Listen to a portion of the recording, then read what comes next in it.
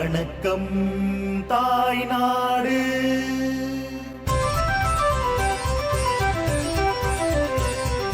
வணக்கம் தாய்நாடு. தாயக மண்ணில் இருந்து உங்கள் இல்லத்தீரைகள் நாடி வந்துவிடும். தாயக மண்ணின் சிறப்பை இந்த தரணி எங்கும் தவள செய்திடும். எங்கள் ஊரு எங்கள் கோயில் எங்கள் வாசலோடு, எங்கள் வாழ்வு எங்கள் வழி இன்னும் பலதோடு மீள இணைத்திடும். திங்கள் முதல் வெள்ளி வரை தினம் பல விடயங்கள் ஒவ்வொன்றுமே நெஞ்சில் நின்று நிழலாடும் நினைவுகள் எடுத்து வந்திடும். இது ஐபிசி தமிழின் படைப்பு, இது ஆனந்தமான படைப்பு. இது ஐபிசி தமிழின் படைப்பு, இது ஆத்மார்த்தமான படைப்பு. இது ஐபிசி தமிழின் படைப்பு. வணக்கம் தாய்நாடு.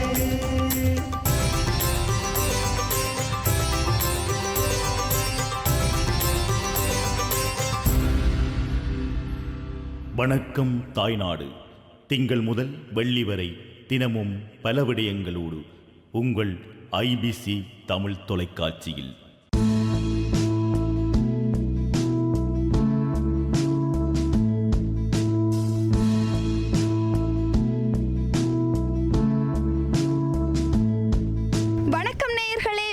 தாய்நாடு நிகழ்ச்சியின் இந்த பகுதியினூடாக உங்களை சந்திப்பதில் மிக்க மகிழ்ச்சி. தாய்நாட்டின் பெருமைகளையும் அதன் சிறப்புகளையும் எடுத்துச் சொல்லுகின்ற இந்த நிகழ்ச்சியின் இந்த பகுதிக்காக நாங்கள் உங்களை அழைத்து வந்திருப்பது தொண்டைமானாறு கெரடாவில் பகுதிக்கு.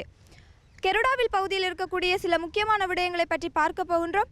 அந்த வகையிலே இந்த இடத்திலே இருக்கக்கூடிய ஒரு வீட்டிற்கு சென்று அங்கே நடக்கக்கூடிய செயற்பாடுகளை பற்றி தான் நாங்கள் இப்பொழுது பார்க்க போகின்றோம். நேயர்களே, நிகழ்ச்சியின் வாயிலாக எங்களோடு தொடர்ந்து இணைந்திருங்கள்.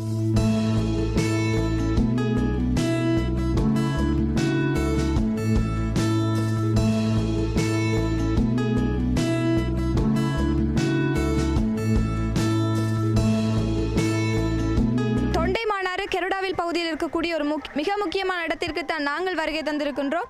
அண்ணா சனசமூக நிலையம் தான் இது. இப்பொழுது இந்த சனசமூகத்தினுடைய தலைவர் எங்களோடு இணைந்திருக்கிறார். அவரோடு தான் நாங்கள் பேசி பார்க்க போகின்றோம். வணக்கம் ஐயா. வணக்கம். எங்களுக்கு இந்த அண்ணா சனசமூக நிலையம் பற்றியும் அதனுடைய சேவைகள் பற்றியும் எங்களுக்கு கூறுங்கள். நாங்கள் எங்களுடைய கிராமத்தில் கல்வி தகமைகள் கொஞ்சம் பின்தங்கிய நிலையில் இந்த காரணத்தினாலே இந்த கல்வி தகமைகளை முன்னெடுத்து செல்வதற்காகவும், மற்றது சமூக சேவைகள், அதாவது சனசமூல்யம் என்றால் அந்த சனங்கள், அதாவது எங்களை பவுண்டரிக்கு இருக்கிற சனங்களுக்கு என்னென்ன உதவி, கல்வி, கலாச்சாரம், பொருளாதார ரீதியாக, அபிவிருத்தி ரீதியாக முன்னெடுத்து செல்வதற்காக நாங்கள் இந்த சனசமூகத்தை ஆரம்பித்தோம். முக்கியமாக எங்களுடைய குறிக்கோள் என்னென்றால் முதியோர்களை பாதுகாத்தல், கல்வி புகட்டல், கலாச்சாரத்தை வளர்த்தெடுத்தல். உதாரணமாக நான் ஒரு கலாபூஷண விருது பெற்றிருக்கிறேன். கலைத்துறையில் மிகவும் முக்கியமான சேவையாற்றி கொண்டிருக்கிறேன். எனவே நாங்கள் இந்த அண்ணா சனசமூகத்தோட அண்ணாவுடைய பெயரை சூட்டப்பட்டது கூட பேரறிஞர் அண்ணா மிகவும் கல்வியற்றவர், புத்திசாலி, முன்னேற்றமான ஒரு அரசியல்வாதி என்ற காரணத்தினாலே நாங்கள் இந்த அண்ணா சனசமூகம் என்ற பெயரை வைத்து இன்றைக்கு செயலாற்றி கொண்டிருக்கிறோம்.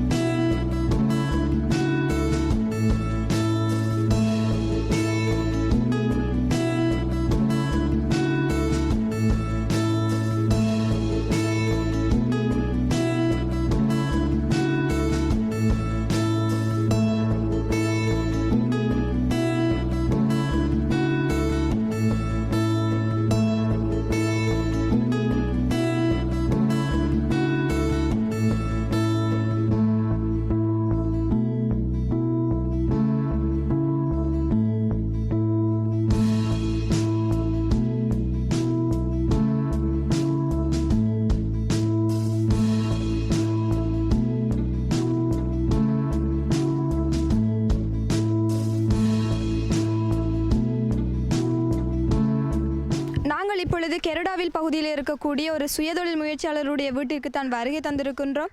சுயதொழில் முயற்சிக்காக கால்நடைகளையும் பிராணிகளையும் வளர்த்து விற்பனை செய்யக்கூடிய ஒரு சுய முயற்சியாளராக இருக்கக்கூடிய சரோஜாதேவி அம்மா எங்களோடு இணைந்திருக்கிறார்.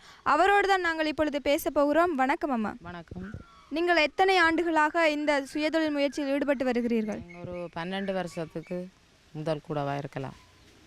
உங்களுடைய இந்த சுய முயற்சிகளிலே என்னென்ன வகையான பிராணிகளை அல்லது பறவைகளை வளர்த்து வருகின்றீர்கள்?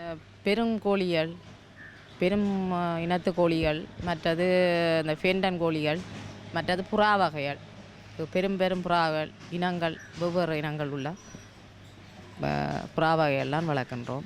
மற்றது நாயல், பொமேரியன், மற்றது அல்சசியன் அதுகள் வளர்த்து குட்டிகள், மற்றது மற்றும் நாய்களுக்கு இந்த சினப்படுத்தல் மூலம் அதுகளும் செய்து கொடுக்கின்றோம். அதிகமாக நாங்கள் பார்க்கின்ற பொழுது இவ்வகையான சுயதொழில்களை யாரும் பெரிதாக ஈடுபடுவதில்லை. ஆனால் நீங்கள் ஈடுபட்டு வருகின்றீர்கள். நீங்கள் இந்த சுயதொழில் முயற்சியை ஆரம்பிப்பதற்காக உங்களுக்கு ஏற்பட்ட ஆர்வம் என்ன, அல்லது இதனை ஆரம்பிக்கின்ற பொழுது நீங்கள் சந்தித்த தடைகள் சவால்கள் என்னென்ன என்பதை பற்றி எங்களுக்கு கூறுங்கள். ஏனென்றால் எங்களுடைய மகன் ஒரு ஆள் இருக்கின்றார். அவருக்கு இப்போ 35 வயசு இருக்கும். அவர் இந்த பவான்னு சொல்கிறது அவர் இந்த இனங்கள் இந்த வெள்ளடியன் கோழிகள் சண்டைக்கு விட்டு இந்த போட்டிகளுக்கு எல்லாம் போகிறவர். அப்போ அதில் தான் அவர் அந்த ஆர்வமாக இதுகளெல்லாம் வளர்க்கப்படுறார். இதனை நீங்கள் ஆரம்பிக்கின்ற பொழுது ஏதாவது ஒரு தடைகளை சந்தித்திருப்பீர்கள் என்று நான் கேட்டிருந்தேன். இதை ஆரம்பிக்கின்ற பொழுது இதனுடைய விற்பனையில் அல்லது இதனை வளர்க்கின்ற பொழுது நீங்கள் ஏதாவது ஒரு சவால்களை சந்தித்திருப்பீர்கள், அது பற்றி சொல்லுங்கள். என்னடா கஷ்டங்கள்லாம் இந்த மலைகள் அப்படி இதுகள் வரைக்குள்ள அந்த புசல்கள் வரைக்குள்ள கொஞ்சம் இதுதான் அவர் கொஞ்சம் ஊக்கமாக, மற்றது தடுப்பூசிகள் ஊசிகள் மருந்துகள் எல்லாம் அவர் கொஞ்சம் டாக்டரோட ஆலோசித்து எல்லாம் செய்வார். அதுக்கேற்ற மாதிரி மகன்தான் செய்து கொண்டிருக்கிறார். பறவைகளை பார்க்கின்ற பொழுது கோழி, வாத்து, புறா போன்ற பல்வகையான பறவைகள் காணப்படுகின்றன. ஒவ்வொன்றுக்குமே ஒவ்வொரு தனித்துவமான பராமரிப்பு முறை இருக்கும், அது பற்றி சொல்லுங்கள். அவைக்கு மீன்கள் கொடுக்கக்கூடிய வகையான கொக்குகள் அதுகளுக்கு மீன் வகை தான் போடுறோம் நாங்கள். மற்றும்படி மேசுகள், நெல், அரிசி அப்படி தான் கொடுக்குறது. இதனை நீங்கள் ஆரம்பித்த பொழுது இருந்ததற்கும் இப்பொழுது நீங்கள் கண்டிருக்கின்ற வளர்ச்சிக்கும் இடையிலான வேறுபாடு வித்தியாசங்கள் பற்றி எங்களுக்கு கூறுங்கள். வேறுபாடுகள் சொல்ல இல்லாத கொஞ்சம் இப்போ கொஞ்சம் அவர் கொஞ்சம் இந்த விற்பனைகள் கொஞ்சம் குறைச்சிட்டாருங்கோ, அல்லது கொஞ்சம் விற்பனைகள் வேறு வேறு இடங்களில் இருந்து வந்தெல்லாம் புறா வகைகள் எல்லாம் கூடுதலாக வாங்குவார். உங்களுடைய இந்த கால்நடை வளர்ப்புகளுக்கும் இந்த பிராணிகளையும் கொள்வனவு செய்வதிலே இந்த பகுதியில் இருக்கக்கூடிய மக்கள் ஆர்வம் காட்டுகிறார்களா, அல்லது குறைவான ஆர்வங்கள் இருக்கின்றன? ஆர்வம் ஏனெண்டா கால்நடைகள் வளர்க்கின்றோம், அவை பண்ணைகளுக்கு பால்கள் கொடுக்குறோம் நாங்கள். மற்றும்படி மற்ற சினப்படுத்தல் ஊசி மூலம் தானே சினப்படுத்துகிறோம். எங்கட இடங்களில் இவை எங்களுக்கு 2 எருதுகள் வச்சு சினப்படுத்தல் செய்து கொடுக்குறோம் நாங்கள். நீங்கள் கால்நடை வளர்ப்பு மட்டுமல்லாது ஏனைய சில தொழில்களையும் இதனோடு இணைந்து செய்து வருகின்றீர்கள். உண்மையிலே ஒரு சுயதொழிலில் ஈடுபடுவது ஒரு பாராட்டத்தக்க ஒரு விடயமாக காணப்படுகின்றது. இந்த கால்நடை வளர்ப்பு, பிராணி வளர்ப்புகள் மூலம் நீங்கள் பெற்றுக்கொள்கின்ற வருமானம் உங்களுடைய குடும்பத்திற்கு போதுமானதாக இருக்கிறதா, அல்லது ஒரு பகுதியான வருமானமாக காணப்படுகிறது? பகுதியாக தான் காணும், முழுமையாக இல்லை வருமானம். நாங்கள் எல்லாம் செய்கிறபடியாக தோட்டங்கள் அதை எடுத்து அதுக்குள்ளே ஓடுவோம், அப்படி தான்.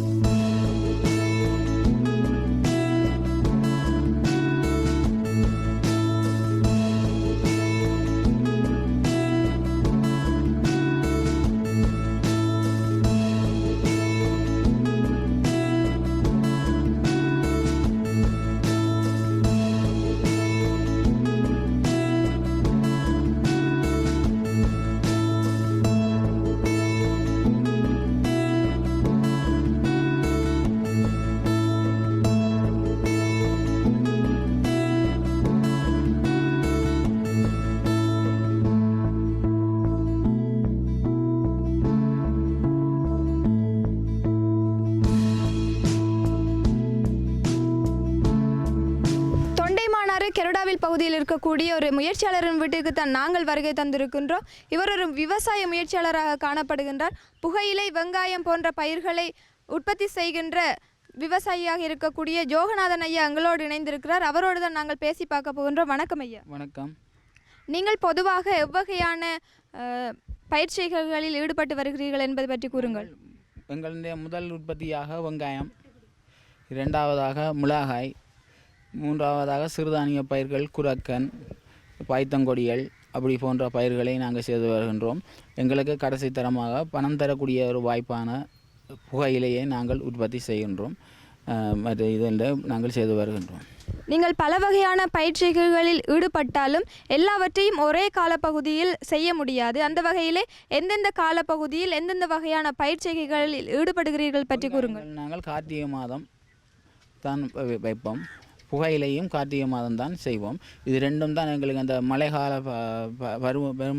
மழை என்று சொல்லி அந்த காலப்பகுதியில் எங்களுக்கு அது சரியான சாத்தியம் கூறுகளாக இருக்கும். அதுக்கு பிறகு மார்கழி மாதங்கள், அதுக்கு பிறகு தான் அந்த மார்கழி மாதங்களில் பைத்தங்கொடிகள் இதுகளை நாங்கள் விதைப்போம். மற்றது குரக்கன் நடுகை செய்கிறதுன்னு சொன்னால் அது ஆடியில் தான் நாங்கள் செய்கிறது உண்டு. ஏனென்றால் அது காலப்பகுதி அதுதான். அப்படியே நாங்கள் தொடர்ந்து பிறகு 2ஆம் தடவை நாங்கள் வெங்காயம் வைக்க வைகாசி 5ஆம் மாதம் நாங்கள் பிறகு திரும்ப அந்த வெங்காயத்தை உற்பத்தி செய்வோம். பொதுவாக நாங்கள் புகையிலை என்று எடுத்து பார்க்கின்ற பொழுது வடமராட்சியிலிருந்து உற்பத்தியாகின்ற புகையிலைக்கு தனியான ஒரு கிராக்கி காணப்படுகின்றது. அந்த வகையிலே எந்த வகையான வேறுபாடுகள் இந்த புகையிலைக்கு இருக்கின்றது என்பதை பற்றி கூறுங்கள். எங்களது வடமராட்சி பகுதியிலே புகையிலையை பொறுத்த வரைக்கும் எங்களுடைய நீர் வளங்கள் இருவாட்டி தண்ணிகளாக இருக்கின்றது. நல்ல நீர் இல்லை. பலிகாமத்தை பொறுத்த வரைக்கும் எடுத்து பார்த்தால் அது நீர் வளங்கள் நல்ல நீர் தண்ணி. அதனாலே அந்த புகையிலையுடைய அந்த வைரம் அதாவது தரம் கொஞ்சம் குறைவாக காணப்படுகின்றது. அப்போ இங்கே எங்களுக்கு இருவாட்டி தண்ணி என்று சொல்கிறவரினாலே எங்களுடைய புகையிலைகள் கொஞ்சம் தரம் கூடியதாகவும் விளைச்சல் கூடியதாகவும் இருக்கும். அதனால் அந்த புகையிலைகள் மற்றது வடமராட்சி பகுதியிலே தான் இந்த புகையிலையை நாங்கள் செய்து வெட்டி பதப்படுத்தி புகை போட்டு நாங்கள் கொழும்புக்கு அனுப்புகின்றோம். எங்களுடைய கெரடாவில் கிராமத்தை பொறுத்த வரைக்கும் கெரடாவில் கிராமம் ஒரு விவசாய கிராமம். விவசாய கிராமம் என்று சொல்லும்போது எங்களுக்கு அதனால் சில குறைபாடுகள் இருக்கின்றது. எங்களுக்கு உற்பத்தி செய்கின்ற பொருளை விற்பனை செய்வதற்கான சந்தை வசதிகளை எங்களுடைய அரசு இதை நிச்சயமாக செய்து தரணும் என்று நான் விரும்புகின்றேன்.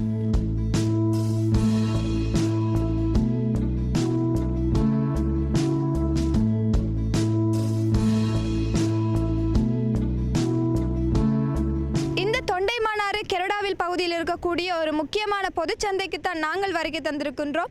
இந்த பகுதியில் இருக்கக்கூடிய மக்களுடைய வியாபார சேவை நடவடிக்கைகள் இந்த சந்தையில் தான் நடைபெற்று கொண்டிருக்கின்றது. நாங்கள் வருகை தந்திருந்த இந்த வேளையிலே சந்தையிலே அனைத்து விதமான வர்த்தக செயற்பாடுகளும் நிறைவுற்று சந்தை வெறிச்சோடிய நிலையில் காணப்படுகின்றது. இருந்தாலும் இந்த பகுதியில் இருக்கக்கூடிய மக்களுடைய வியாபார செயற்பாடுகள் அனைத்தும் இந்த சந்தையின் மூலம்தான் நிறைவேற்றப்படுகின்றது என்பது ஒரு குறிப்பிடத்தக்க விடயமாக காணப்படுகின்றது.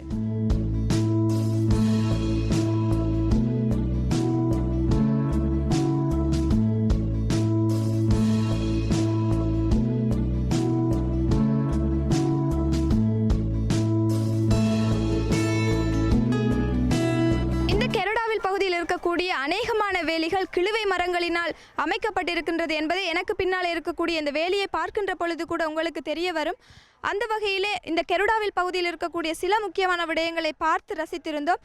இந்த இடத்திலிருந்து எங்களுடைய இந்த பகுதி நிறைவுக்கு வருகின்றது. அதுவரை உங்களிடமிருந்து விடைபெறுவது ஒளிப்பதிவாளர் தினேஷ் ஏகாம்பரம் மற்றும் சதீஷ் ஆகியோருடன் என்றும் உங்கள் அன்பின் ஆன் ஃபிகராடோ. வணக்கம் நேயர்களே.